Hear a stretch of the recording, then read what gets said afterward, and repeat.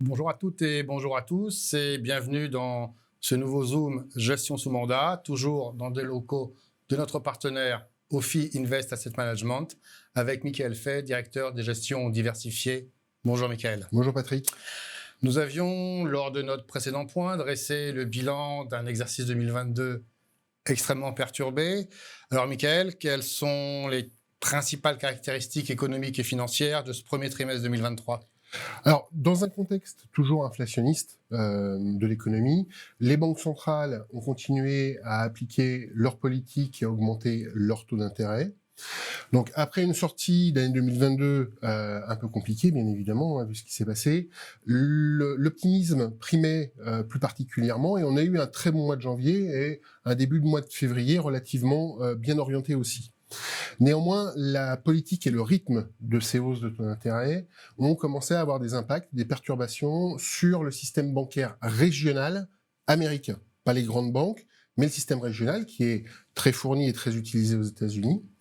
Ce qui a créé en fait des tensions et au-delà de ce côté outre-Atlantique, ces tensions et ces perturbations sont arrivées aussi sur le territoire européen et UBS a été obligé de racheter la banque Crédit Suisse, qui a subi des déboires, même si c'est de fait totalement indépendant.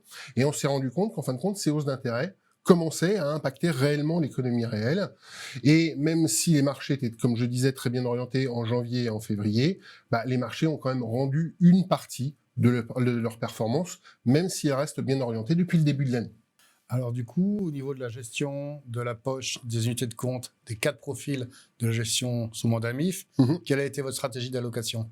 Alors, plusieurs points. Le premier point, c'est qu'on était assez pondéré sur les actions depuis le début de l'année, et ce depuis septembre dernier. Donc, on a profité de la belle reprise en fait qu'on a depuis fin septembre de l'année dernière pour commencer en ce début d'année à alléger nos positions sur le marché des actions.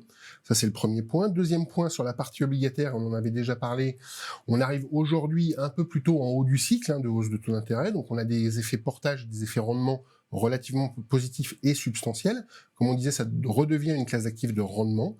Donc, pour ce faire et pour profiter en fait de ces rendements, on a augmenté la part obligataire à l'intérieur des profils et en particulier sur les obligations des entreprises privées les moins bien notées qui offrent plus de 8% de rendement aujourd'hui. Et on peut noter aussi au mois de mars, typiquement, on a profité d'une position tactique qui a duré sur le mois, sur les métaux précieux, qui ont fait plus de 8% de rendement, et on a clôturé, alors ça je dirais pour le prochain trimestre, début avril, en fait, on a clôturé nos positions et on a pris nos profits. Alors le marqueur de la gestion sous mandat MIF est un ADN ISR, investissement socialement responsable.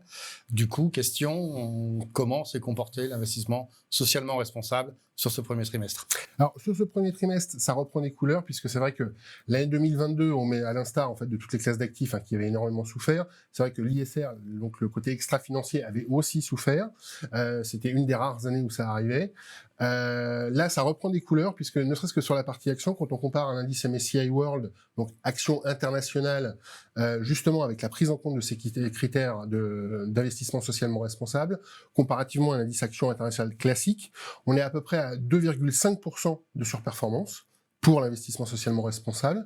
Et sur la partie obligataire, du fait de l'ampleur des mouvements de taux, en fin de compte, les deux sont en ligne. Donc, il n'y a pas de surperformance comme on peut voir les années précédentes. Ça se voit surtout sur la partie action qui reprend des couleurs. Mais on est en ligne, il n'y a pas de retard, on est totalement cohérent entre les deux. Mais moi, l'avantage, c'est qu'on investit en fait de manière durable et de manière socialement responsable. Enfin, traditionnelle question de fin d'entretien, quelles perspectives s'attendre pour les périodes à venir ? Alors, le premier point, c'est que l'inflation reste toujours la priorité des banques centrales. Donc, certes, on est en fin de cycle de hausse de taux, néanmoins, on ne voit pas particulièrement de baisse de taux d'intérêt d'ici la fin de l'année. Ça va rester quand même le premier point des banques centrales, la lutte contre l'inflation. Ça, c'est le premier point.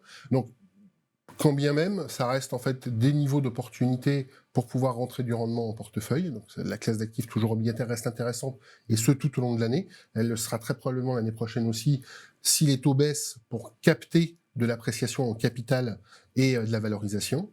Après, le stress bancaire apporté Certes, il y a eu des tensions sur la partie crédit, donc sur la partie des obligations des entreprises privées. Néanmoins, on reste très confiant. On voit que l'action a été très coordonnée de la part de tous les régulateurs afin d'éviter les écueils de 2008. Donc, on pense aujourd'hui que l'obligataire des entreprises privées est une bonne opportunité, en particulier sur la classe high yield, pour des placements de long terme. Et côté action, on estime qu'aujourd'hui, les valorisations avec plus de 12% en fait de performance depuis le début de l'année sur le marché européen, quasiment 7% sur le marché américain. On estime que ça a déjà endogénisé une bonne partie des bonnes nouvelles. Donc on préfère, et c'est pour ça qu'on a réduit notre exposition, on préfère retourner à la neutralité pour pouvoir se repositionner sur des niveaux plus bas au cours de l'année. Merci Mickaël pour ces éléments d'appréciation. Et nous nous retrouvons donc dans 3 mois pour un nouveau Zoom Gestion sous mandat.